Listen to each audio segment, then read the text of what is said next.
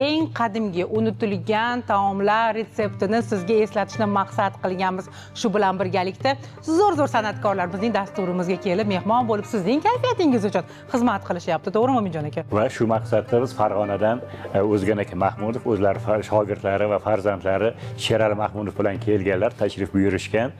O'zgan aka mana sizni ijroyingizdan kuzatib biza ma'lum bo'lyaptiki, siz haqiqiy shu o'zbek qo'shiqchilik san'atini egallash yo'lida bir nechta xalqimizning sevimli san'atkorlarini ijodlarini o'rgangan ekansiz. Shu repertuaringizda ularning qo'shiqlaridan foydalanib ijro etib kelayotgan ekansiz. Ustozlaringiz haqida bir ma'lumot bering tomoshabinlarga. Albatta. Ustozlar haqida bizlar o'zi shu san'atga qiziqishimiz sababi dadam bo'lganlar. Dadam rahmatli o'zi shopir bo'lganda, kolxoz bo'lgan bizda ishlagan. Shunda san'atni juda yaxshi ko'rar ekanlar. Shu farzandim, biz bitta farzand bo'lganmiz. O'g'lim sen hofiz bo'lasan deverardi. Men yonlarida o'tirsam, men mashina minaman, shopir bo'laman desam. Shu qadar san'atga oshno bo'lganlar. Dadamlar endi vaqtroq o'tib ketganda, yoshlikda qolgan edik. Shu nima bo'ldi? Dalalarga chiqib texnikaga ishqoz bo'lib yurgan paytimda shu Mamirjon Uzoqovlarning ashlasini eshitdim.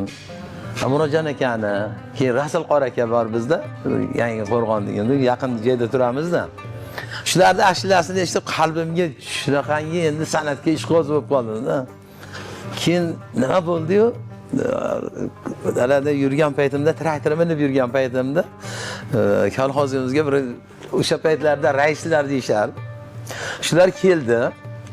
Kelib qolganda keyin men tepada etak yechib turdim. Taxta vaqtda bo'lganda etak yechib tursam, jonon bo'laman deb aytib turdim. Shunda keldi. Kelgan aka raislar kelgan ekanda, velosiped eshigini ochib turib, bunday qarasam hammasi o'yinga tushib turadi, o'ynamay qoldi. Ma'qul bo'lyapti. Ha, keyin bunday qarasam velosipeddan o'sha rais tushgan ekan. Aytor to'xtamadi dedi, keyin bir ikki qator aytgan bo'ldim. Nechinchi yillar bu endi? Endi bu shu Siz necha yosh yigitsiz shu paytlar? Men yoshroq edim, maktabda o'qiyotgan paytimda bo'lganda bu. Shunda keyin bu bolaning nafasi yaxshi ekan, ashlachi bo'lish kerak ekan dedim.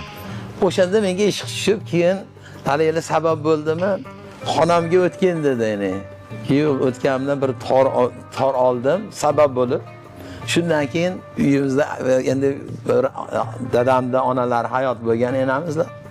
Shu aynakka qarab, torni bunday pastga tepaga qilib yurib, o'sha ashlalarni aytishni boshladim. Qoyil. Shu endi